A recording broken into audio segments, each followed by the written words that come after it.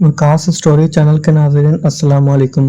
हज़रत सैयदना अबू हाज़िम रहमतुल्लाह अलैह फरमाते हैं, जब हज़रत सैयदना उमर बिन अब्दुल अजीज़ रहमतुल्लाह अलैह खलीफा बन गए तो एक दिन मैं इनसे मुलाकात के लिए गया। वो कुछ लोगों में तशरीफ फरमा थे। मैं इन्हें ना पहचान सका, लेकिन उन्होंने मुझे पहचान लिया और फरमाया, ए अबू हाज़िम रहमतुल्लाह अलैह, मेरे करीब आओ। मैं इनके करीब गया और अर्ज की, क्या आप ही अमीरुल मोमिनीन उमर बिन अब्दुल अजीज हैं? उन्होंने फरमाया, जी हाँ, मैं ही उमर बिन अब्दुल अजीज हूँ। मैं बहुत हैरान हुआ और अर्ज की, जिस वक़्त आप रहमतुल्लाह अलैह मदीना मुनव्वरा में हमारे अमीर थे, उस वक़्त आप रहमतुल्लाह अलैह का हुस्न और जमाल अरूज पर था। चेहरा इंतहाई ताबा और रोशन था।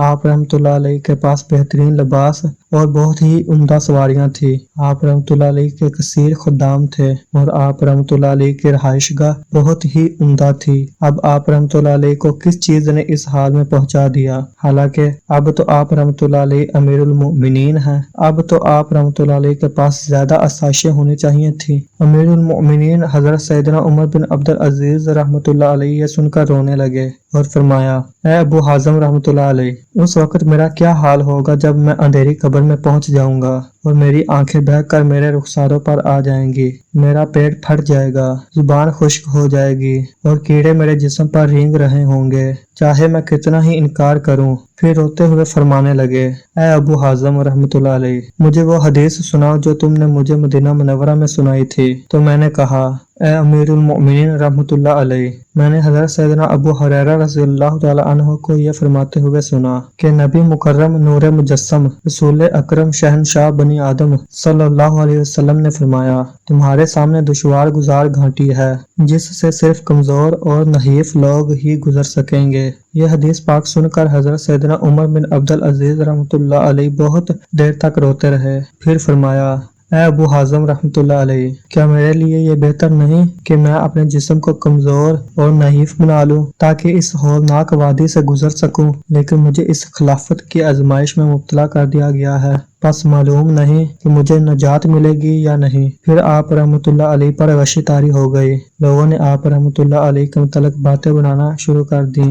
मैंने लोगों से कहा, तुम अमीरुल मोमिनीन रहमतुल्लाह अलैह के मुतल्लिक बातें ना बनाओ, तुम्हें क्या मालूम ये किस मुसीबत से दो चार हैं। फिर उन्होंने अचानक रोना शुरू कर दिया और इतना जोर से रोए कि हम सब ने इनकी आवाज सुनी। फिर यकदम हंसने लगे। मैंने कहा, हुजूर, हमने आप रहमतुल्लाह अलैह को बड़ी ताज्जुब खेज हालत में देखा।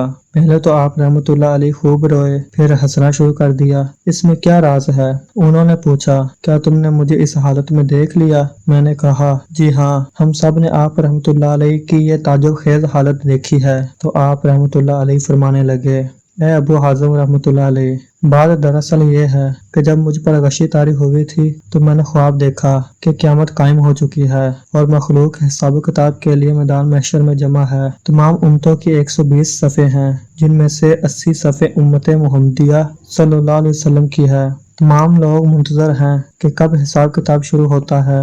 अचानक निदा दी गई, अब्दुल्ला बिन उस्मान अबू बकर सदीक रज़ी अल्लाह तआला अन्हु कहाँ हैं? चुनांचे हज़रत सैयदना अबू बकर सदीक रज़ी अल्लाह तआला अन्हु को फरिश्तों ने बारगाह खुदावंदी अज़्ज़ व जल में हाजिर किया। इनसे मुख्तसर हिसाब लिया गया और इन्हें दाएं जानब जन्नत की तरफ जाने का हुक्म हुआ। फिर हज़रत सैयदना उमर बिन खत्ताब रज़ी अल्लाह तआला अन्हु को आवाज़ दी गई। वो भी बारगाह रब्बुल इज़्ज़त अज़्ज़ व जल में हाजिर किए गए और मुख्तसर हिसाब के बाद इन्हें भी जन्नत का मज़दा सुना दिया गया। फिर हज़रत सैयदना उस्मान गनी रज़ी अल्लाह तआला अन्हु को भी मुख्तसर हिसाब के बाद जन्नत में जाने का हुक्म सुनाया गया। फिर हज़रत सैयदना अली करमुल्लाहु वजहुल करीम को निदा दी गई। चनाचे वो भी बारगाह हुक्मुल हाकिमीन अज़्ज़ व जल में हाजिर हो गए और उन्हें भी मुख्तसर हिसाब के बाद जन्नत का परवाना मिल गया। जब मैंने देखा कि अब मेरी बारी आने वाली है तो मैं मुंह के बल गिर पड़ा और मुझे मालूम नहीं कि खलीफा राशिद के बाद आने वालों के साथ क्या मामला पेश आया। फिर निदा दी गई कि उमर बिन अब्दुल अजीज कहाँ है। मेरी हालत खराब होने लगी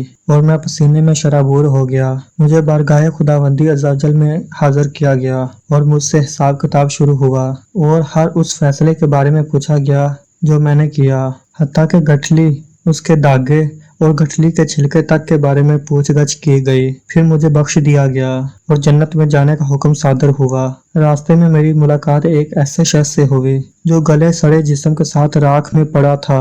मैंने फरिश्तों से पूछा, ये कौन है? तो फरिश्तों ने कहा, आप इससे बात कीजिए। یہ آپ کو جواب دے گا۔ میں اس کے پاس گیا اور اسے ٹھوکر ماری تو اس نے آنکھیں کھول دی اور سر اٹھا کر میری طرف دیکھنے لگا۔ میں نے اس سے پوچھا تو کون ہے؟ اس نے کہا آپ کون ہو؟ میں نے کہا میں عمر بن عبدالعزیز ہوں۔ پھر اس نے پوچھا اللہ رب العزت نے آپ رحمۃ اللہ علیہ کے ساتھ کیا معاملہ فرمایا؟ میں نے کہا مجھے میرے رحیم و کریم پروردگار عز و جل نے اپنے فضل و کرم سے بخش دیا اور میرے ساتھ بھی وہی معاملہ فرمایا جو خلفاء راشدین کے ساتھ فرمایا، اور مجھے بھی جنت میں جانے کا حکم ہوا ہے۔ ان کے علاوہ باقی لوگوں کے بارے میں مجھے معلوم نہیں کہ ان کے ساتھ کیا معاملہ ہوا۔ وہ شخص کہنے لگا آپ رحمۃ اللہ علیہ کو بہت بہت مبارک ہو کہ آپ رحمۃ اللہ علیہ کامیاب ہو گئے۔ میں نے پوچھا تم کون ہو؟ اس نے کہا میرا نام حجاج بن یوسف ہے۔ مجھے جب اللہ عز و جل کی بارگاہ میں پیش کیا گیا تو میں نے اپنے پروردگار عز و جل کو بہت غضب و قہر کے عالم میں پایا، اور مجھے ہر اس قتل کے بارے میں سخت عذاب دیا گیا جو میں نے دنیا میں کیا تھا۔ جن طریقوں سے میں نے دنیا میں بے گناہ لوگوں کو قتل کیا تھا، انہی طریقوں سے مجھے بھی سخت عذاب دیا گیا۔ اب میں یہاں پڑا ہوا ہوں اور اپنے رب عز و جل کی رحمت کا امیدوار ہوں۔ جس طرح کے سب موحدین منتظر ہیں، اب یا تو ہمارا ٹھکانہ جنت ہوگا یا جہنم۔ حضرت سیدنا ابو حازم رحمۃ اللہ علیہ فرماتے ہیں حضرت سیدنا عمر بن عبدالعزیز رحمۃ اللہ علیہ کے اس خواب کے بعد میں نے عہد کر لیا کہ آئندہ کبھی بھی کسی مسلمان کو قطعی جہنمی نہیں کہوں گا، یعنی بندہ چاہے کتنا ہی گناہگار کیوں نہ ہو، اللہ عز و جل کی رحمت بڑی وسیع ہے، وہ جسے چاہے بخش دے۔